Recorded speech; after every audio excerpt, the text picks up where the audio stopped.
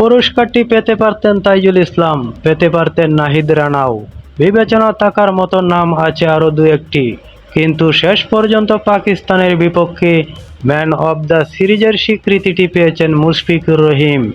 এই ৩৯ বছর বয়সে ক্যারিয়ারের শেষ বেলায় এসে তার ক্যারিয়ারে যোগ হলো একটি প্রথম।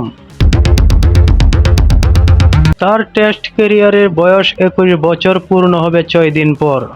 বাংলাদেশের হয়ে ১০০ টেস্ট খেলা একমাত্র ক্রিকেটার তিনি। টেস্টে সবচেয়ে বেশি রান ও সেঞ্চুরি সহ অনেক রেকর্ড তার। কিন্তু অবিশ্বাস্য হলেও সত্যি, টেস্টে ম্যান অব দ্য সিরিজ হলেন তিনি এই প্রথমবার। মিরপুরে প্রথম টেস্টে তার ব্যাট থেকে আসে ৭১ ও ২২ রান।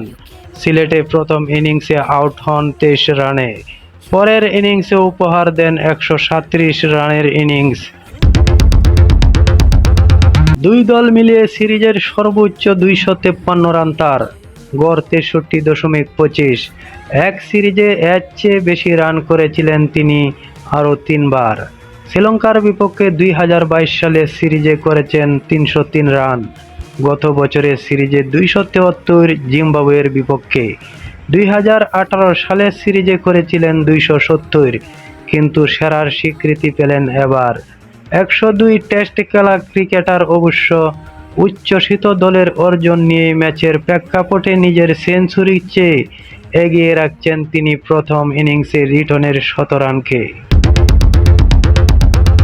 সত্যি বলতে বেঁচে আছি এবং দেশের হয়ে খেলছি, এটিই প্রেরণা। কেউ যদি দেশের হয়ে খেলতে চায় সেটি সহজে হয় না। কঠোর পরিশ্রম করতে হয়, কোনো কিছুর যোগ্য হতে হয় এবং মাঠে নেমে সেই পরিশ্রমটুকু করতে হয়। আমি জীবন উপভোগ করছি। মুশফিকুর রহিম।